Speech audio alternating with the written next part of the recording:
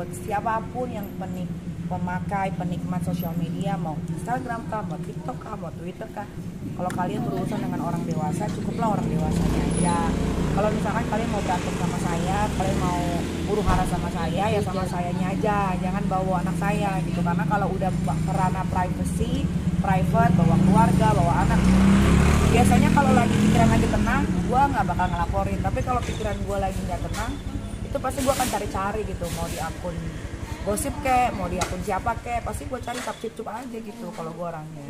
Jadi kemarin itu kan atas hinaan ya, atas hinaan anakmu gitu kan. Nah gimana tuh ketika akhirnya hinaan itu, kalau boleh di flashback sendiri seperti apa sih? Jadi dulu itu si narapidana Indra Tarigan ini kan sebetulnya gue tuh nggak pernah punya masalah sama dia. Cuman dia dulu kan gue di pagi-pagi pasti happy. Nah dulu kan Bang Billy sama Chris Hatta berantem lah, karena gue temenan sama Bang Billy kan, jadi gue support Bang Billy dong. Tiba-tiba si Chris Hatta ini nge-hire lawyer yang namanya Indra Tarigan. Nah disitulah dia mulai menghajar gue, padahal gue nggak ada salah, gara-gara gue di pihaknya Bang Billy. Itu proses itu adalah duduk pertama kali gue tahu yang namanya si Indra Tarigan ini. Gitu, nggak tahu kenapa pokoknya gue terus dicucur. Tiba-tiba si Indra Tarigan ini, narapidana ini, dia gabung bersama geng sampah. Gue nggak ngerti tuh gimana cara ngerekrutnya satu sama lain tuh, gue nggak paham. Sampai akhirnya terjadilah nggak tahu, pokoknya tiba-tiba dia itu kayak nyerang gue terus, sampai ada laporan polisi di Polda banyak, dan akhirnya ditolak karena nggak masuk kan pasalnya.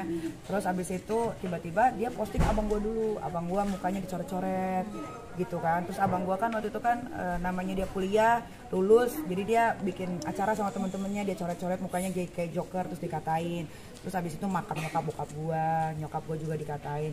Terus abis itu baru ke anak. Nah pas ke anak itu gue kayak dek gitu. Jadi ada satu postingan yang gue lagi video call sama anak, tapi kok diganti sama, tiba-tiba gue video call sama Gandun gitu. Itu banyak banget deh, pokoknya terus akhirnya gue berpikir kayak, wah ini nggak bener nih, kok dia lawyer tapi kok dia tidak bisa membatasi emosinya gitu.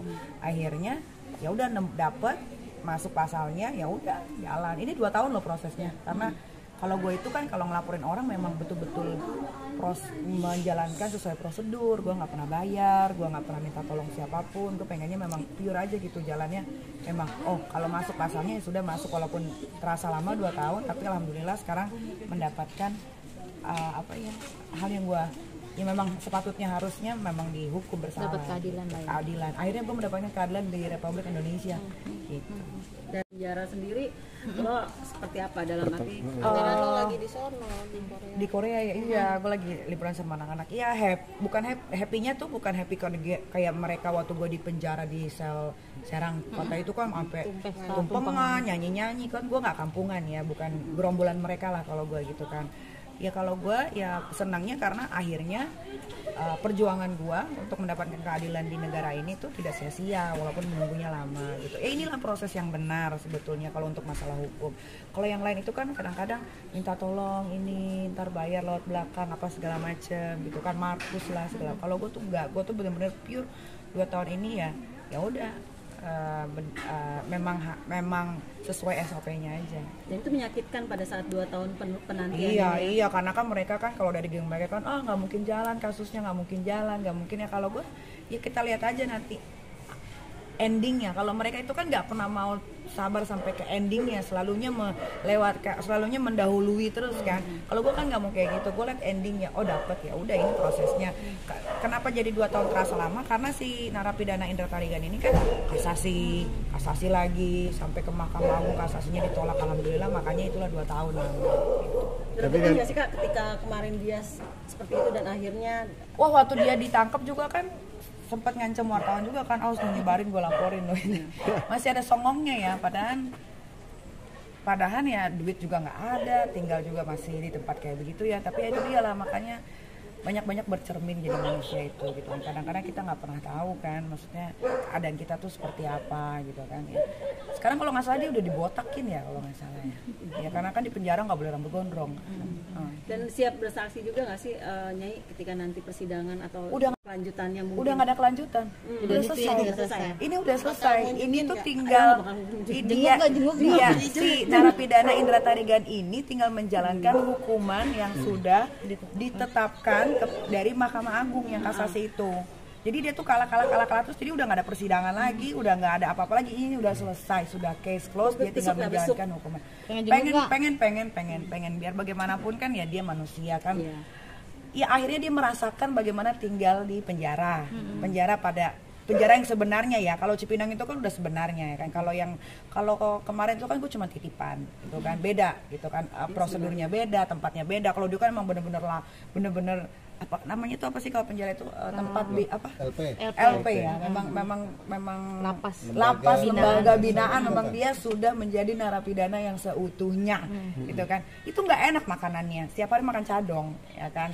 Mungkin cadong itu kayak makanan yang nasi ya ala kadarnya lah, terus campur kayak gitu kan. Gua aja nggak pernah makan nasi cadong gitu kan, setiap hari pasti keluar uang gitu ya. Dia siapa yang mau perhatiin gitu kan. Pasti kan yang ketua gengnya ini yang sudah merekrut dia kan juga nggak bakal ada yang mau bantu dong. Dan dia bukan di penjara 1-2 bulan gitu, 8 bulan plus 6 bulan kalau dia nggak bisa bayar denda 250 jutanya gitu. Ya pasti gue akan menjenguk gitu. Setidaknya gue pernah bilang juga sama dia waktu di persidangan, saya maafkan kamu tapi proses ini tetap berjalan. Tapi saya pikir dia mau berubah, ternyata dia masih menghajar saya beberapa minggu yang lalu kan. Ya udah, akhirnya jadinya masuk penjara deh. Nggak jenguk, dia mau bikin gara-gara aja.